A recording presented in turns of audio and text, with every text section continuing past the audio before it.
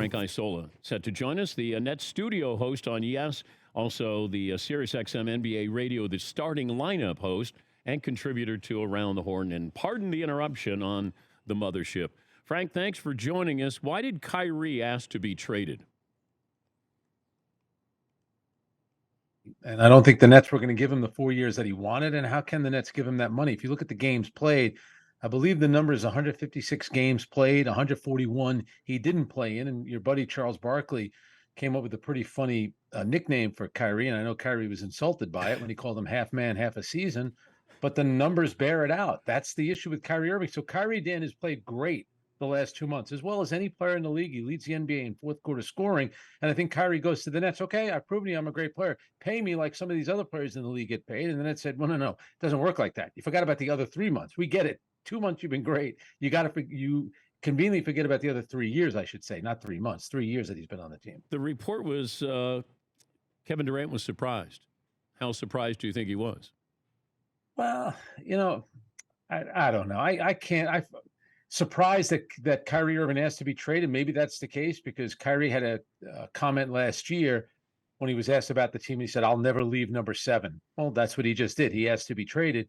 But also remember the timing of this. If you go back to last June, Kyrie Irving opted into his contract. That was the time when every team in the league, if Kyrie had opted out, would have had an opportunity to sign with the team as a free agent. He wasn't going to get the big money.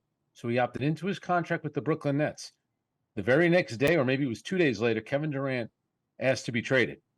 So the timing of that, is that just a coincidence? I don't know. You tell me. We'll get to KD here in a moment. Let's look at the trade from both sides here. Why the Mavs? Did they maybe not want to trade him to the Lakers? Perhaps that's a possibility. I think the one thing about the Laker deal, so you're talking about those 2 picks that a lot of teams want. We know Danny Ainge wants them really badly, the 27 and the 29 first-round pick. That's not going to do Kevin Durant any good. It's probably not going to do Sean Marks, the president of the Nets, any good.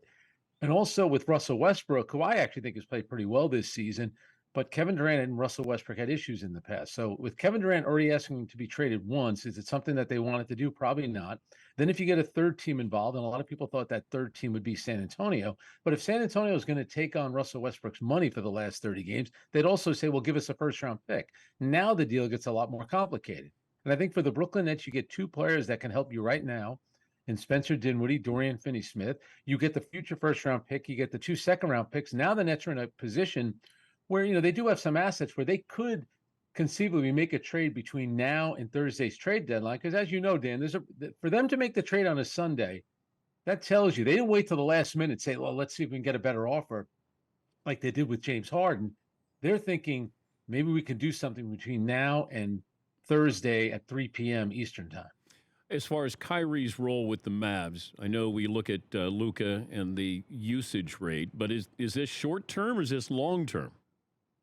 I have no idea. There was talk out there, well, if they let him walk, they'd be under the cap and they could maneuver and really get a lot of money to sign a free agent. I don't really know who's available this summer, except for maybe Chris Middleton, who would be a good fit with Luka. It's funny. So, the word was yesterday, Chris Haynes had the tweet that Kyrie was ecstatic about the move.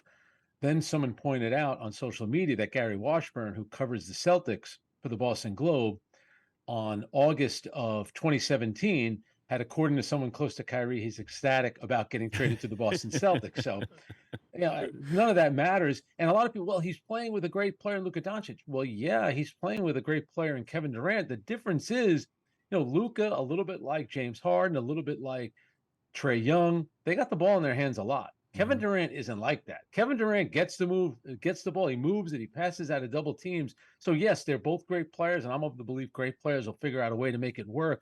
But we'll see how that partnership goes. What about Durant's future?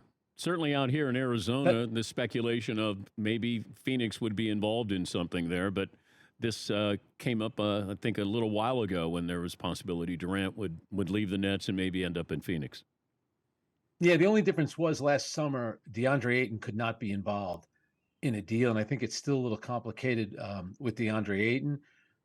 But I think it's something where the Nets, if they're going to make a big deal like that, and the 2 teams that have the assets right now to really make it work would be Phoenix and Toronto. The Nets were close to a deal with Toronto last summer with Kevin Durant. You could always revisit that at the end of the season. Remember, when Kevin Durant asked to be traded last July or last June, he was under contract for another 4 years. He's now under contract for another 3 years. The difference was you knew that Kevin Durant, once the season started, would be motivated to play and he'd play well, which is what he's done. If they didn't trade Kyrie by Thursday and Kyrie's out of a contract at the end of the year, what would be Kyrie's, actions? And we've seen, judging from the past, maybe he would sit out games. Maybe he would have injuries. Who knows? So the Nets are still in a position where they got Kevin Durant under contract for 3 more years once this season is done. And those trades will still be out there over the summer. I think a trade, if it's going to happen for Kevin Durant, will happen this offseason. I find it hard to believe it's going to happen between now and Thursday. Frank Isola, he works for the Nets, their studio host, also contributor to Around the Horn. Pardon the interruption.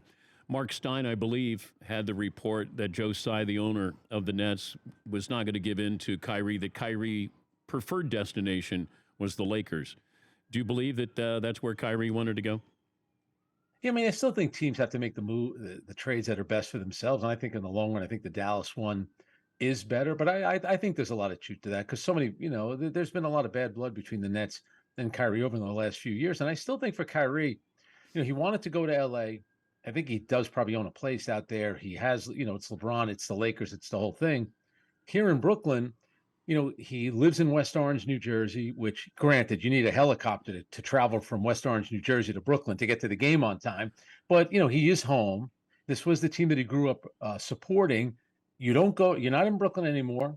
You're not in LA. You're playing for the Dallas Mavericks. So unless he gets the deal that he wants, 3-4-year contract from somebody, I think he might have outsmarted himself here because I still think the best place for him would have been staying in Brooklyn playing with Kevin Durant. Yeah, it was all quiet. They were winning, and that made me nervous because I thought this can't last. It's like, God, nobody's talking about the Nets. All they're doing is winning, and here we are, front page.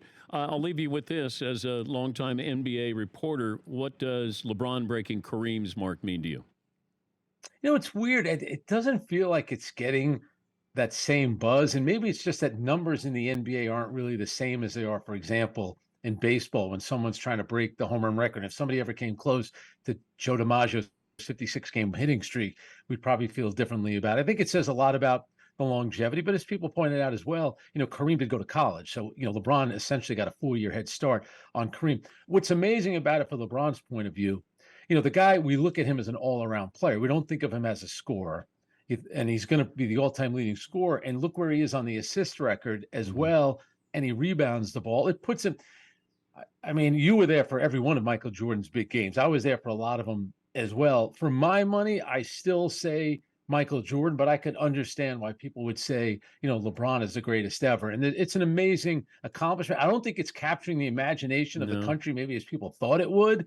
It's going to happen during Super Bowl week, which is probably an issue as well. If it happens against Milwaukee, it's interesting, Dan, because that's obviously the team that Kareem stayed on. If I were LeBron now, go into that game needing less than 10 points because Giannis Antetokounmpo might say he will not break this record on my watch. I'll guard him every minute he's out there. Frank, I keep saying I want the prop bet that LeBron breaks Kareem's record with his own version of a sky hook. Yeah, well, you're smart about that stuff because I think LeBron does have a sense for the dramatic. I think he kind of knew the cameras were on him when he was carrying on after that no call in the Boston game. I have a funny feeling he might regret that. I understand being upset, dropping to your knees. It was a little much, but I think you're right. I think he'll know exactly how many points he needs and what it would mean to do it on a sky. Hey, one of Magic's most famous shots is the little baby hook that he had against the Boston Celtics in the NBA Finals. So LeBron would be smart to do that. Yeah, I was there. I was there for that one. Hey? Yeah. I was there. You are history. Yes, I'm old. I'm old. I don't mean it that way. Yeah, I do. No, I'm very fortunate that I get to see players start their careers and end their careers. But yeah, it'll be interesting. You're right about LeBron. I think he's the greatest basketball player of all time. In a one game, one season, or one series, I would take Mike. But that, it just feels like we've gone out of our way to try to diminish what LeBron does. And you're right. This is quiet. I don't think there's a lot of fanfare there. I don't think the Laker fans feel like this is, their guy breaking Kareem's record. I think they still view him as an outlier. He's a Cleveland Cavalier. But it's still what he's doing at his age if I look back on Kareem was averaging, I think, 16 points a game at this age. LeBron's averaging 30. So he didn't back into this record. And I hope history shows that what he's doing, this is Brady-like to do this kind of damage at that age in that sport. Yeah, and I think you're right. And I just think the way the players take care of themselves, Tom Brady doing stuff that nobody 20 years, 30, 40 years ago would have done. LeBron, the same thing at 38. I mean, you could even look at Rafael Nadal and Federer, where they were still winning at a much older age when a lot of tennis players retired. Lionel Messi won the World Cup as the best player on Argentina, and he's played for a long time. It's just different today. For him to be doing it at 38, it really is amazing. Always good to talk to you, Frank. Thank you. Good seeing you. You look great in the sun. Keep it up. Thank you, Frank. That's studio host Frank Isola, the Yes Network, and also contributor around the horn. Pardon the interruption.